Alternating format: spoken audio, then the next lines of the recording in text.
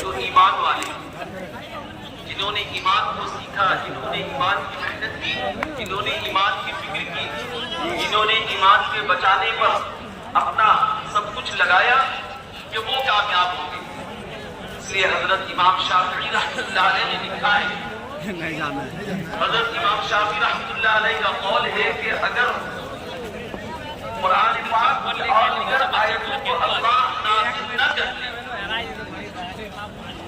صرف قرآن کی ایک سورت سورہ عصر اگر نازل کرتے تو نجات کے لیے اور عمل کے لیے، انسان کے لیے یہی ایک سورت، اس سورت پر عمل کر کے ایک انسان جو ہے اپنی ذاتی اور اجتماعی زندگی کو بنا سکتا ہے، اللہ کو راضی کر سکتا ہے،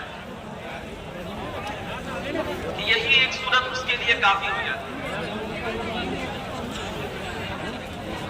حضرت مولانا یوسف صاحب رحمۃ اللہ علیہ فرمایا کرتے تھے کہ اگر اعمال ہدایت کو اختیار کرو گے تو اللہ تعالیٰ اپنی قدرت سے اسباب ہدایت کو ظاہر کیے ہیں، وہ عمل سے زندگی بنتی ہے، عمل سے زندگی بنتی ہے، کہ جس شخص کی زندگی عمل سے خالی ہوگی وہ بھی ناکام۔ اعمال کو بنانا، اعمال کو سنوارنا، اعمال کو سیکھنا، یہ عمل کیسے کیا جائے، خود کیسے ہو عمل کو قبول کرانے کے لیے سب سے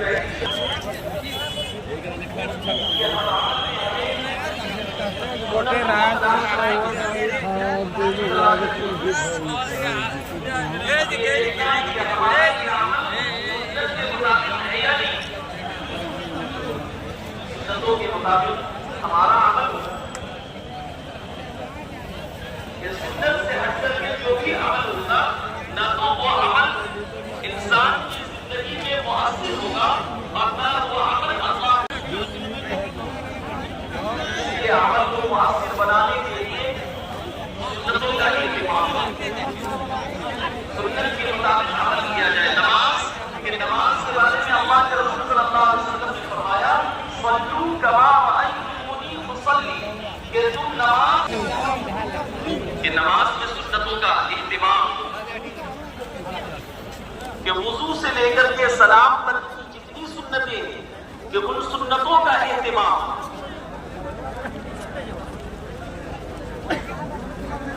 کہ سنتوں سے عمل،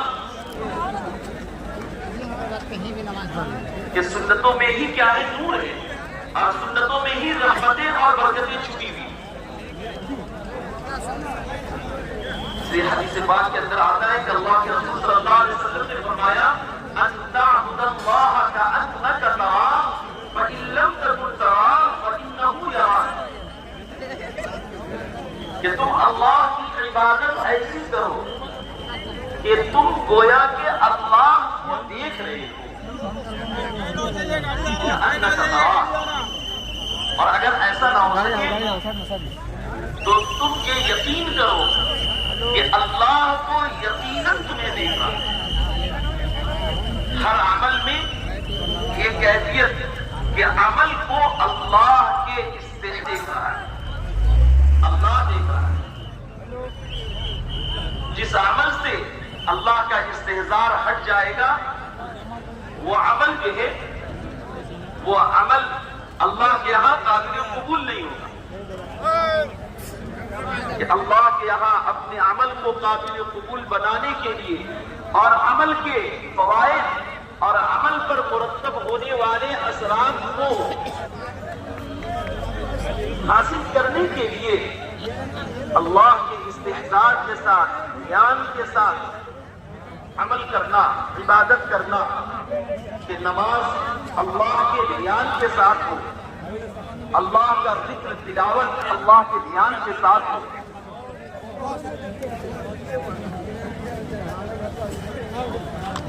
حضرت امام غزالی رحمۃ اللہ علیہ نے لکھا ہے کہ عبادت یہ ہے کہ عبادت صرف نماز روزے کا ہی نہیں، بلکہ تو عبادت تو 10 چیزوں کے مجموعے کا نام ہے.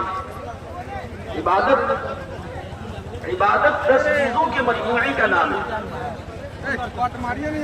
جس میں نماز بھی ہے، روزہ بھی ہے، حج بھی ہے، زکوٰۃ بھی ہے، ذکر بھی ہے، تلاوت بھی ہے، اور امر بالمعروف اور نہی عن المنکر، یعنی دعوت الی اللہ، لوگوں کو اچھائی کا حکم کرنا اور برائیوں سے روکنا،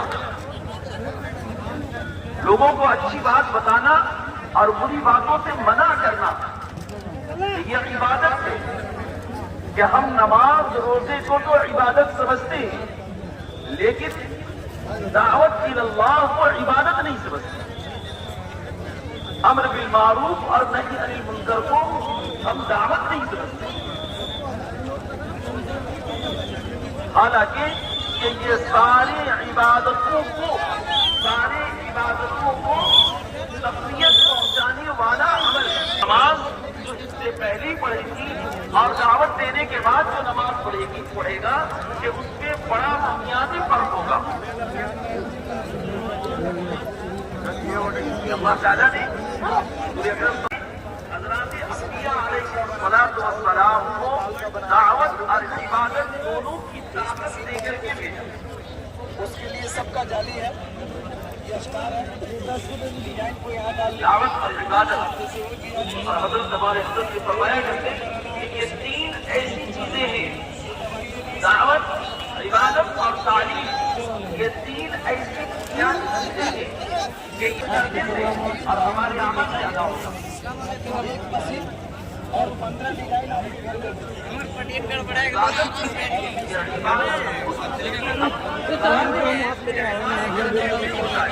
اپنی ذات کا استعمال عبادت میں، اپنے آپ کو عبادت میں کیسے پکاتے ہیں، اتنا پکاتے آپ صلی اللہ علیہ وسلم کا پہلے مبارک جاتا. اما عائشہ کہتی ہیں یا رسول اللہ، کیا آپ بخشے بخشائے نہیں تھے؟ آیا کرتے کہ کیا میں اپنے اللہ کا، اپنے رب کا شکر گزار بندہ نہ بنوں؟ آپ کا کام کیا ہے کہ اللہ کی عظمت کو، اللہ کی بڑائی کو، اللہ کی طاقت کو، اللہ کی قدرت کو بھولنا. یا 1/3 رات آپ اوزد علیہ، یا اس میں اضافہ کریں ورتل القرآن ترتیلا، اور آپ قرآن کو ٹھہر کر کے پڑھیں. قرآن کے پڑھنے کے آداب ہیں. اللہ تعالیٰ نے قرآن کے لکھنے کے آداب، قرآن کے پڑھنے کے آداب.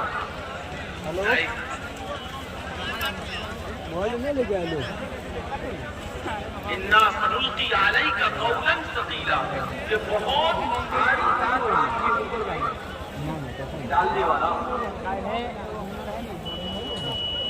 آگے اللہ تعالیٰ نے فرمایا اِنَّا نَاشِئَةَ اللَّيْلِ هِيَ أَشَدُّ وَطْئًا وَأَقْوَمُ قِيلًا.